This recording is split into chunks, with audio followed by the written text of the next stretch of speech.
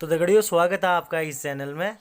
ये मैं हूँ, ये अतुल है और ये हमारे बैल हैं और हम खेती कर रहे हैं। जैसा कि आप देख रहे हैं कि हम खेत में हैं और जो एक प्रोसेस होती है खेती करने की पहाड़ों पे, वो हम आपको दिखाएंगे आज। जितने पहाड़ी इस चैनल से जुड़े हैं उनको तो उनकी यादें ताज़ा हो जाएंगी। जो पुराने लोग हमारे पहाड़ों से बाहर की दुनिया में बसे हैं, उनकी आज यादें ताज़ा हो जाएंगी कि पहले वो कैसे हल जोतते थे बैलों से।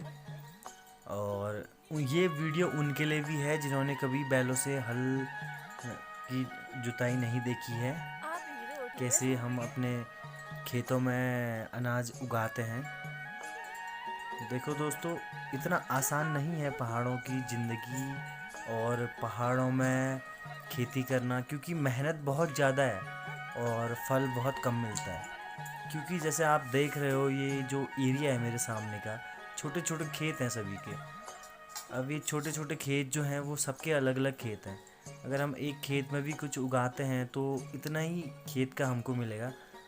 उसके बाद चीज़ों का अभाव भी, बहुत चीज़ों का अभाव है यहाँ।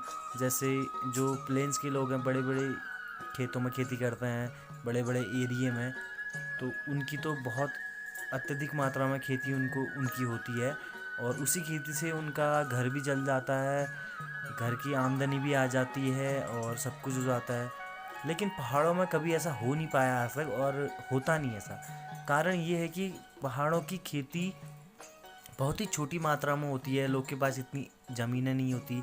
और जब सबसे बड़ी बात है कि ज़मीनें होती भी है तो किसी पर्टिकुलर इंसान के पास एक जगह इतनी ज़मीनें नहीं होती। उनकी पूरी ज़मीनें पूरे गांव की वाला एरिया है, पूरी एरिया में बटी रहती है, छोटे छोटे खेत अलग अलग जगह, जिससे वो एक चीज़ की खेती ज़्यादा मात्रा में नहीं कर पाते।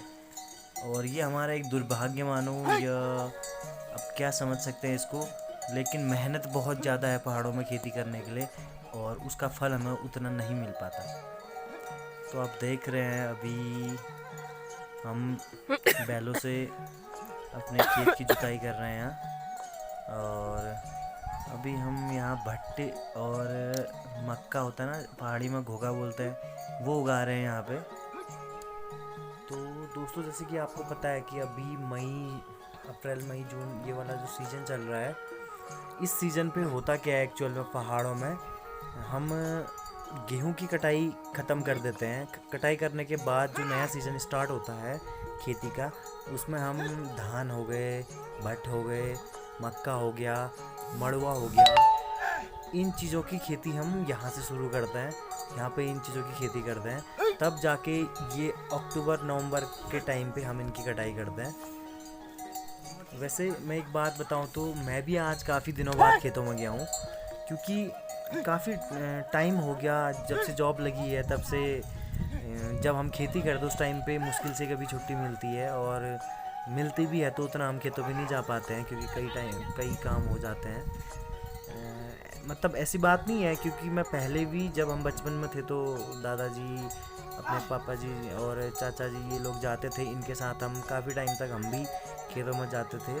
और हमारे पास जो बैल थे, दादाजी ने पाल रखे थे, तो उनको लगाने का और घर लाने का काम मेरा ही होता था। जब मैं 7th 8th या 6th इस स्टैंडर्ड में पढ़ता था, तो ज़िंदगी की शुरुआत कहीं ना कहीं हमने भी इन्हीं चीज़ों से की है।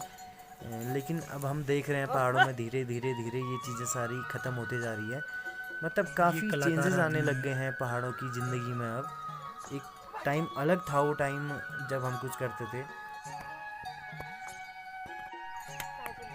यहाँ पे पधार रहे हैं हमारे गांव के सुपरस्टार कांचल के आशिक।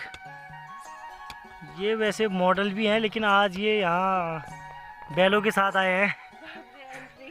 इनकी आज बैलों के साथ होगी, यहाँ खेत जोतेंगे हमारे साथ। देखो, ये सुपरस्टार हैं इस गांव के। अभी कह रहे हैं जूता बिकी जाला। अब भैया काम करना पड़ेगा तो जूते तो गंदे होंगे ही। मॉडल गिरी नहीं चलेगी दोस्तों यहाँ। अब लगो दूसरा बढ़िया वाला। ये देखो, ये हलिया नंबर 1 है हमारे गांव का। बाइक से लेके बैल तक सब चलाता है ये। बकरियां भी चराता है, बैल भी चराता है, चलाता है भी, चराता भी है। अब देखो इसकी स्किल्स देखो, एक खेत में 25 डांडे बनाता है।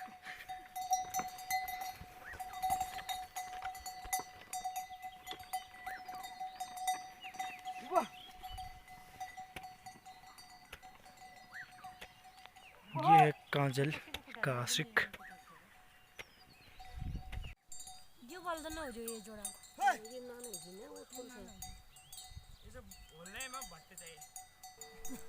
तो दोस्तों, जैसे कि आप देख रहे हो पंकु पहाड़ी को, पंकज बिस्ट, ये हमारे गांव का सबसे टैलेंटेड बंदा है अभी के टाइम पे, क्योंकि इसके अंदर सारे जो होते हैं ना ऑलराउंडर वाले गुण हैं इसके अंदर। ये आपको बाइक चलाने से लेके, गाड़ी चलाने से लेके, टेंट लगाने से लेके, किसी को हॉस्पिटल पहुंचाने से लेके, मतलब तमाम तरह की आपकी हेल्प, मतलब गांव वालों की हेल्प करता है।